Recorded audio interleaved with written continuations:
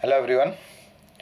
In the previous video, towards the end, I had discussed about the regions of the root and then little bit of function of the root.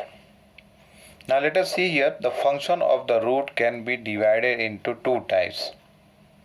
One is the normal function and another one is modified function. The normal function I had discussed, that was to absorb the water and mineral salt. Root also helps in the fixation of the plant to the soil. Then storage of some reserve food, and then also the last point, synthesis of plant growth regulators, PGRs, that is the hormones, that 5 types of hormones that you have studied in your earlier class. Now let us come to the next one. It also interacts with the soil organism, that is fungi and some other microorganism that provides the plant with different kind of nutrition. Let us come to the next topic, modified function of root. This is the main topic which I am going to discuss in this video, modified functions of the root here. Now see, the normal functions are different from this. In this, what happens, the root has been modified, or roots have got modified in their structure, in their shape, in order to perform a special kind of function, which are other, or which are different from the normal function, which are different from the normal functions. And these modifications are for different functions. Let us see one by one. The first one here is the storage of food. The roots are modified in order to store food. Now here we will be discussing about modification of root for storage in case of taproot, and also we will discuss about in case of adventitious root. Let us see first of all the modification in case of taproot. Now in this case, what happens, you understand the roots are generally underground only, right? So underground, their work is mainly for absorption, fixation of the plant, production of, let us say, hormones or plant growth regulators. But apart from that, what happens, these food storage starts here.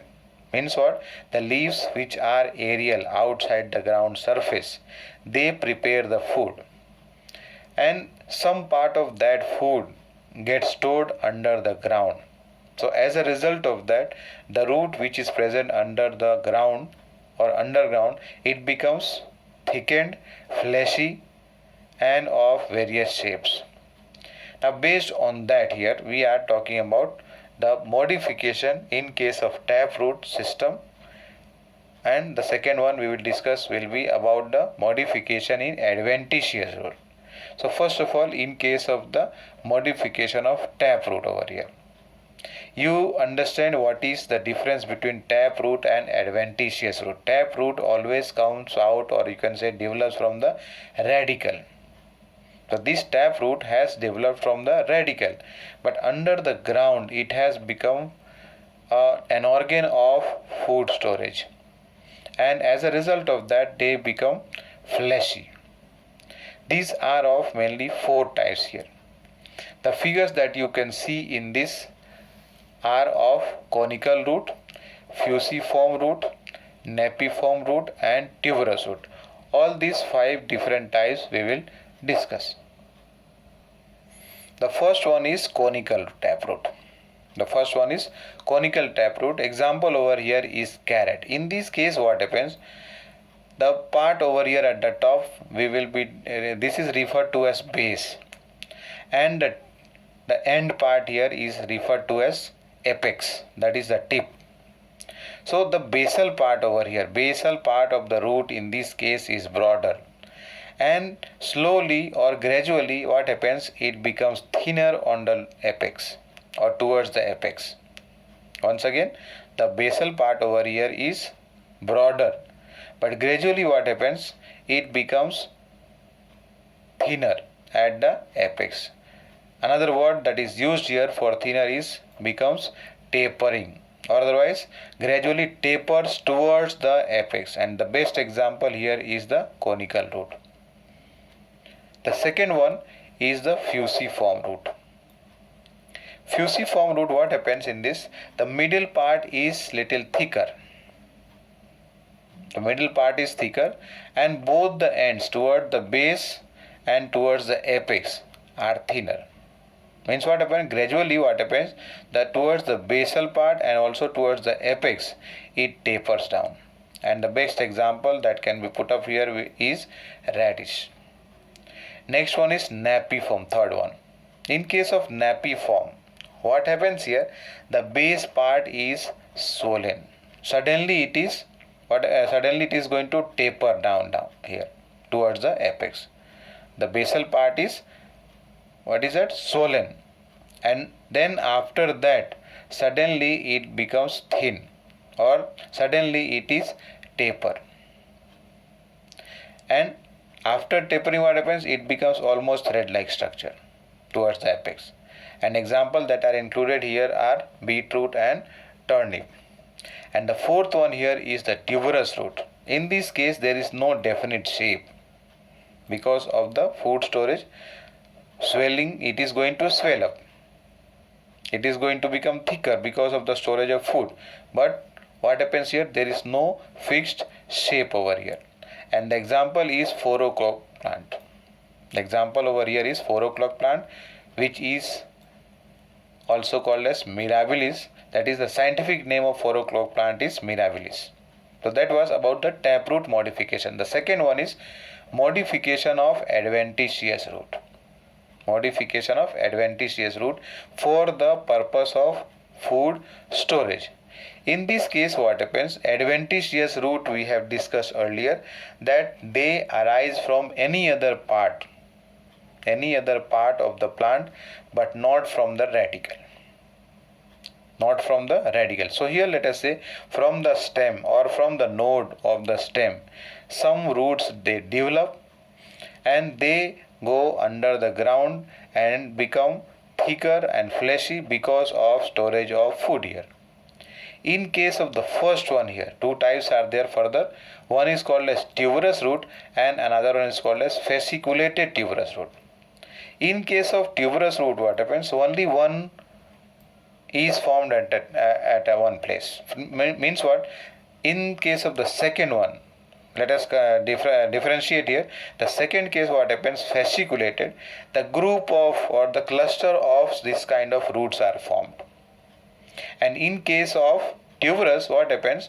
Here isolated roots are formed and that has stored the food over here. Means what? In case of the first one, what I have discussed, tuberous, isolated adventitious roots develop and they store food, they become fleshy and tuberous in shape. And as a result of that, the name has come over here as tuberous root. And these tubers are not having any fixed shape. That means they are irregular in shape. And that's why they are called as simple tuberous root. Example is sweet potato. And the second one, the example is asparagus and dahlia. In this, what happened?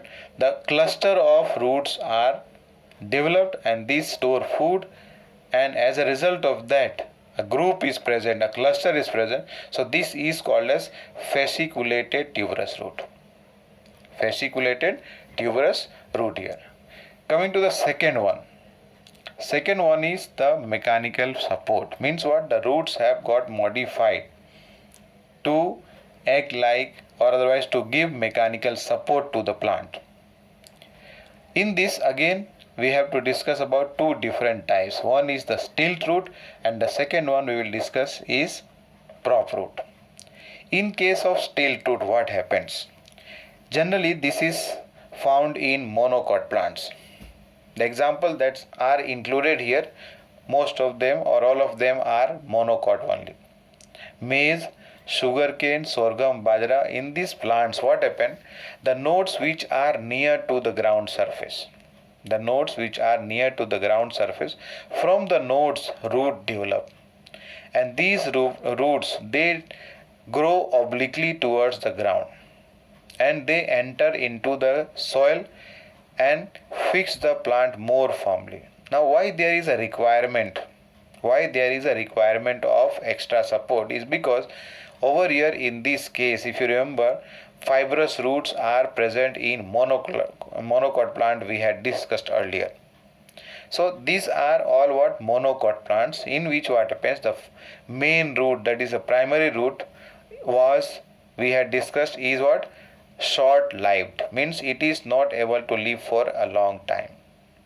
After some time it dies, and so from the base of the stem what happens, roots develop, which is now called as fibrous root, and these fibrous roots are not able to penetrate deeper inside the soil, and as a result of that these roots are superficial, only on near to the ground surface. So as a result of that, what may happen, the plant may get tilted. So in order to avoid that, what happens, the roots develop from the nodes which are near to the ground surface. They grow obliquely into the soil and give mechanical support to the plant. They are called as, that's why as either you call it stilt root or otherwise brace root. See, stilt root or brace root. Examples are maize, sugarcane, sorghum, bajra, and one more is pandanus over here. Coming to the second type, prop root. The best example over here can be included is the banyan tree. All of you must have seen the roots that come or that develop from the branches, horizontal branches are there. From there, what happens, of adventitious root develop, and these roots they grow downward, enter into the soil, and then later on it get fixed, and slowly they start growing in their thickness, and after growing thicker they work like a pillar. Means what, these roots over here, prop roots, are pillar like, and their growth has, or otherwise the growing point is the horizontal branches.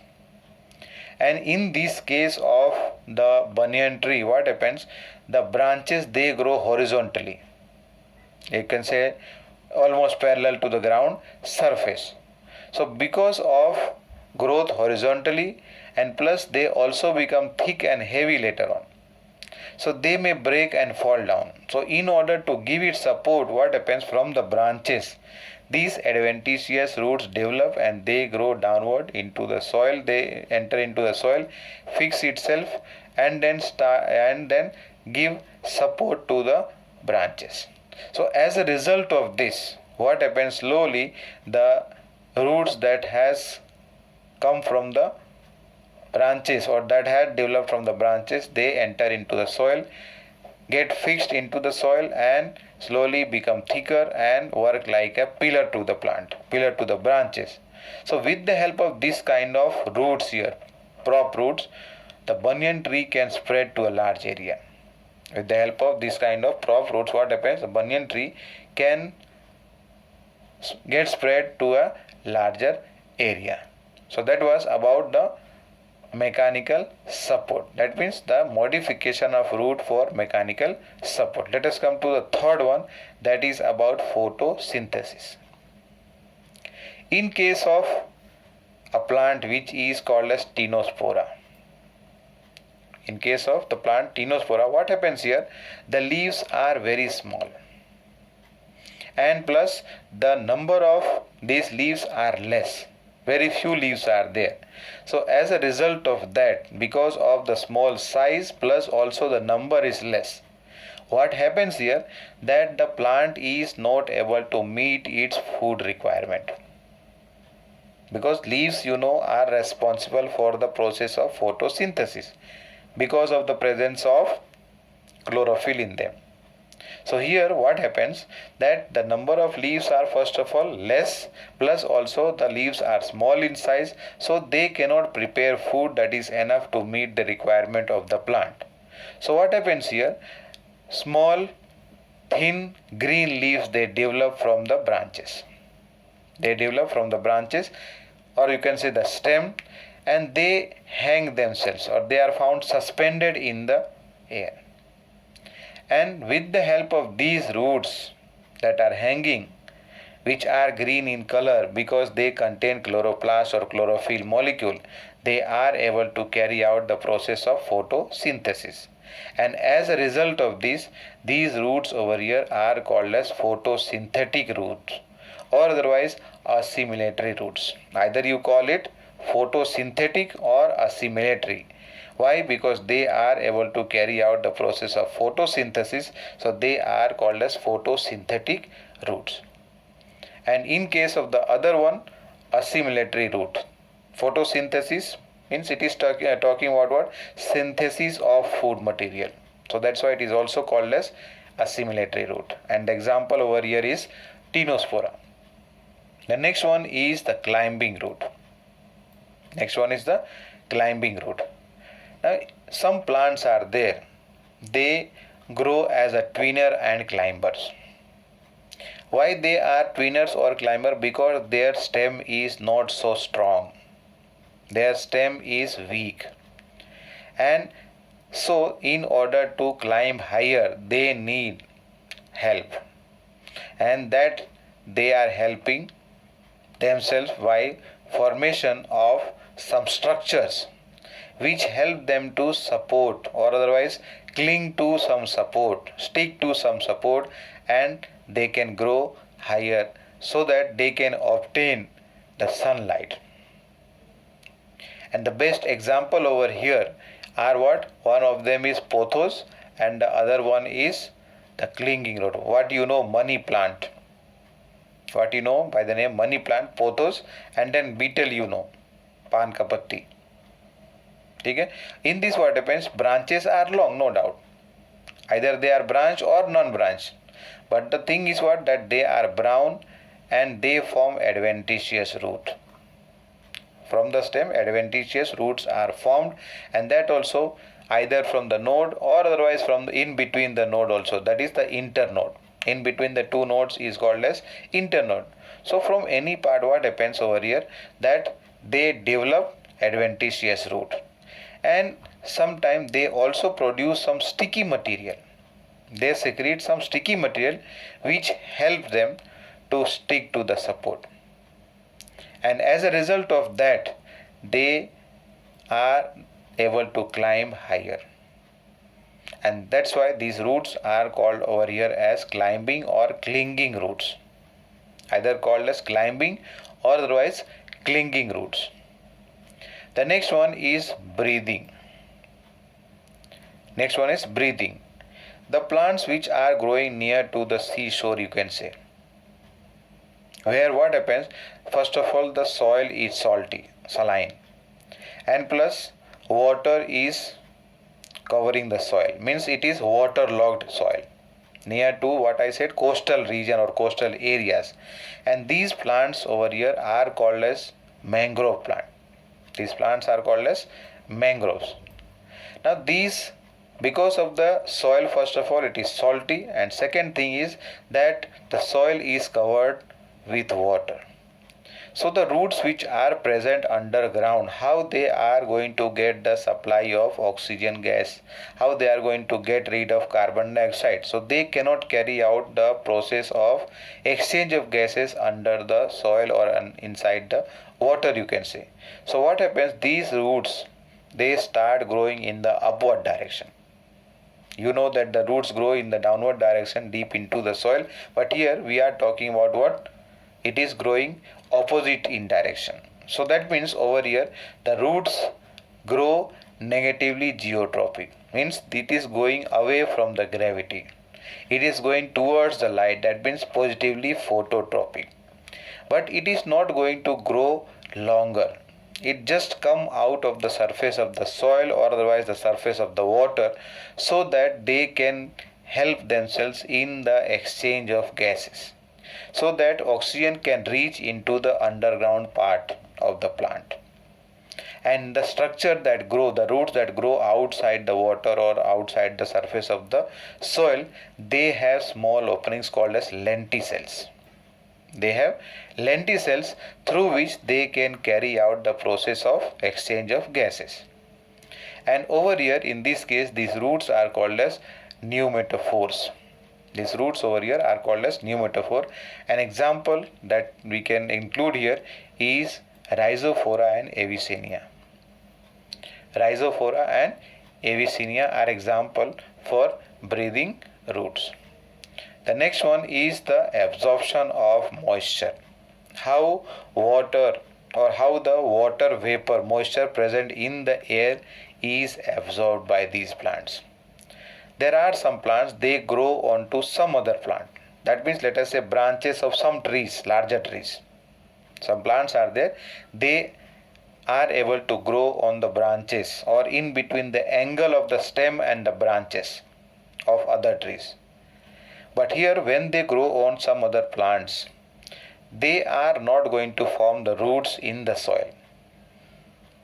Their roots are found to be hanging. Their roots are found to be hanging or suspended in the air. Now, inside these roots, on the outer surface, they are having a tissue which is called as velamen tissue. With the help of this velamen tissue, it is able to absorb moisture from the atmosphere directly. Means these roots do not need to be fixed into the soil. They do not need to absorb the water or moisture from the soil, but they are able to do it with the help of these velamen tissues from the atmosphere. And as a result of that, these roots are called as epiphytic roots, because they are able to grow first of all on other plant, and plus they are not taking any, you can say, water or mineral salt from the soil. They are just taking habitat from the plant. Let us say on the branches, if these plants epiphytes are growing, then they are just taking habitat, the place to grow there. They do not take the synthesized food, neither they take the absorbed water and mineral salt from the host plant. And here the example that are included, commonly they are called as orchids. And one specific name has been given, that is the scientific name Vanda, V-A-N-D-A. So if suppose that question is asked something related to velamen tissue, the example that is needed to be given here is Vanda, and if Vanda is missing, then orchids you can write. And over here at the end, I have already discussed about this, that they are not dependent on the host for food or water requirement. They can prepare their own food. Only thing that they are taking the habitat. They are taking the habitat from the host plant. The next one is parasitic root or parasitism. Roots are there, but some plants are there, they develop roots, and these roots can penetrate deep into the stem or branches of the other plant, and as a result of that, they absorb the either food only or the rest food plus water and mineral salt both. So based on what they are going to or what they obtain from the host plant, this can be further classified into two types: total parasite and partial parasite. They can be either total parasite or partial parasite. In case of total parasite, what happens, that these plants, they obtain the nutrition, that is the food, and also water and mineral salt from the host plant. And in order to obtain this food and water from the host plant, what happens, they develop what I said, very thin root like structure, which are called over here as suckers or haustoria. Suckers or haustoria, which is able to penetrate deep into the root, or let us say here not root, stem and branches of other plant, and from the other plant it is able to absorb the food that is being transported, and along with that water and mineral salt also they obtain from the host plant. Haustorium, singular form, haustorium, establishes direct contact between its own conducting tissue and the conducting tissues of the host. You know about the xylem and phloem. Xylem is responsible for transport of water and mineral salt, and In case of the phloem, it is responsible for the transport of food material. So what happens here? These Haustorium, they develop and penetrate deep into the stem or branches of the host plant, and their xylem and phloem come into contact, and as a result of that they are able to absorb the water and the food from the host plant. The best example here is Cuscuta, and this Cuscuta is actually a non-green plant. That means what? It does not have the chloroplast for food synthesis. Plus it also does not have leaves. If at all leaves, they have very small and less in number. So they cannot meet their requirement. So they live as a parasite. Their stem also, you see, the stem also is yellow in color. That means what? The chloroplast is missing from there. In case of the partial parasite, what happens? The Haustorias develop and enter into the plant part of another host plant. But what happens? They do not obtain the food from them. They just take water and mineral salt. They have their leaves. They have the chlorophyll in the leaves. So they can manufacture their own food by themselves. And the example included here is Loranthus. This Loranthus is found to grow on the branches or on the branches of mango plant or mango tree here. And the last one here we will discuss is about symbiosis. I think symbiosis you understand. This is a relationship between two organisms where what happens? Both of them are benefited from each other. They do not harm, but they are taking benefit from each other. Here the plants are there and a bacteria that are found to live in the soil. But these bacteria, when they are freely living in the soil, at that time they do not convert the atmospheric nitrogen into nitrates and nitrites. You understand? Nitrogen in the atmosphere is 78%, but this gaseous nitrogen cannot be taken and used by the plants. So what happens here? That these bacteria which are present in the soil, they enter into the roots of some plants which are called as leguminous plants. The pulses that we eat, all of them are called as leguminous plants. Some examples are included over here.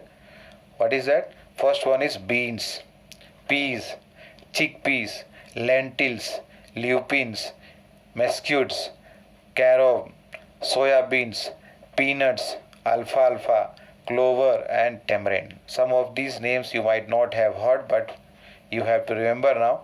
Now what happens once again? Leguminous plants, their roots when they grow in the soil. So bacteria are already in the soil. When they come in contact with the roots of these leguminous plants, they enter into the roots, and then after entering they multiply and increase their number, as a result of which what happens? The root swells up at that location where bacteria are growing and increasing their population. What happens? The root swells up and it forms a nodule, which is also called as tubercle. Either you call nodule or tubercle. Now inside this tubercle or nodule, what happens?